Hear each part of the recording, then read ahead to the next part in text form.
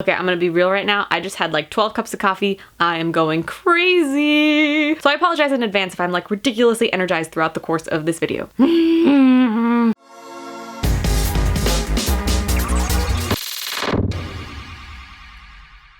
Hey!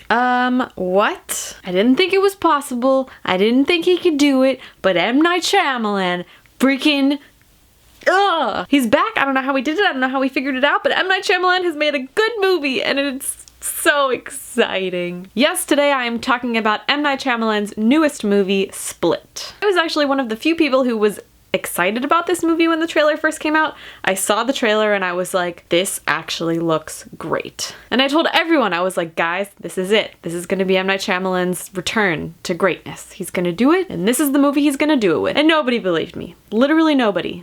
Well, I told you so. Because this movie is so good. I wanna go see it again.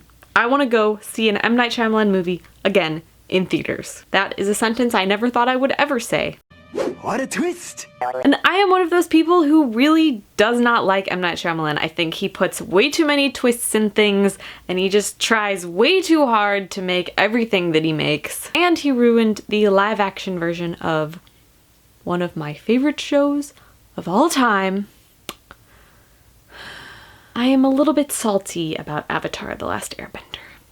I really liked Signs, I really liked The Sixth Sense, I really liked Unbreakable, but aside from those three movies, everything else he's done has been just god-awful, and I've just had a lot of pent-up beef with him. But it's all gone, I'm willing to throw it all away and forget all about it and forgive and forget, because Split is so good. And James McAvoy, whoa. If I could just hand out Oscars, I would give him like 10 of them, because he's like the driving force of this movie and why I love it so much. His performance and just the writing of all of his characters. Okay, basically, if you don't know, James McAvoy's character is this guy who has split personality disorder, and he has 23 personalities trapped inside of his body. Well, I mean, not trapped. There are 23 personalities within him, and they're all like constantly fighting for the spotlight, essentially. And so throughout the movie, he just constantly is changing into these different characters, and it's really, really cool. And it's so impressive to watch him like in one take, in one shot. You can see him transform from one character into the other just with like his facial expressions. And it's so cool to watch, and it's amazing how good he is at it. And his acting for all of these characters is so good, and every character is so unique and different and interesting, and I was just enthralled. I don't want to give away too much because the trailers don't really tell you that much. All the trailers tell you is that there's this guy with split personality disorder, and he kidnaps these three girls, and they're trapped in his house, and they're trying to find a way out. You don't really know why he's taken them, you just know that they're there, and they're basically trying to convince one of the other personalities to help them to get out, because only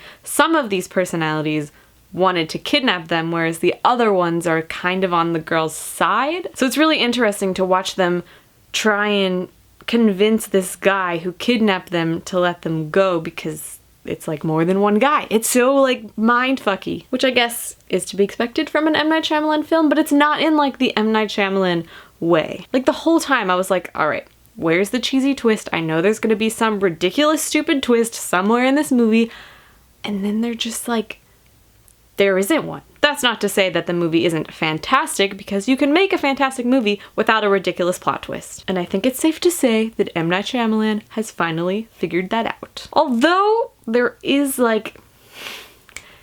I don't want to spoil anything. I just can't. All I'm gonna say is the ending. I guess you could call that the twist. My lips are sealed. Just go see the movie. Please just go see it. Oh my god. It was so unexpected, but in the best kind of way, and in a way that makes sense, unlike every other M. Night Shyamalan movie. This movie is also like incredibly disturbing. There's a lot of really just fucked up shit that happens. Especially with the main protagonist, Casey, who is played by Anya Taylor-Joy, who is an actress that I had never seen until recently, but I'm starting to really like her. She's really interesting. She has a very unique beauty about her. If you don't know her, she played Morgan in Morgan, which wasn't really the best film, but I think her performance in it was pretty good.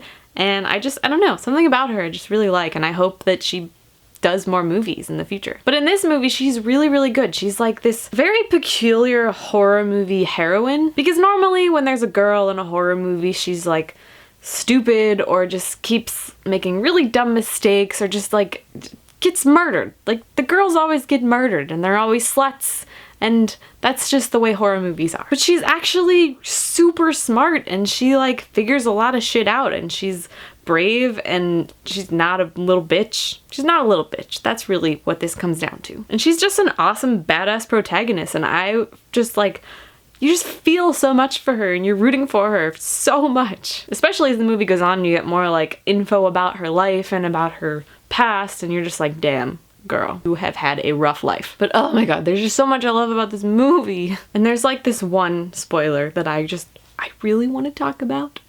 It's killing me. Seriously, go see Split. Forget that it's M. Night Shyamalan. Honestly, I kind of wish that the trailer didn't even say his name. Like, I just wish it was like, here's a new movie from some random guy called Split. I feel like so many people are turned off just by the fact that his name is on it. But at the same time, I kind of like admire the fact that he put his name on it, because he probably knows that people make fun of him all the time. Like, you can't not know that. It was actually a pretty bold move to put his name all over it and be like, hey, I'm M. Night Shyamalan.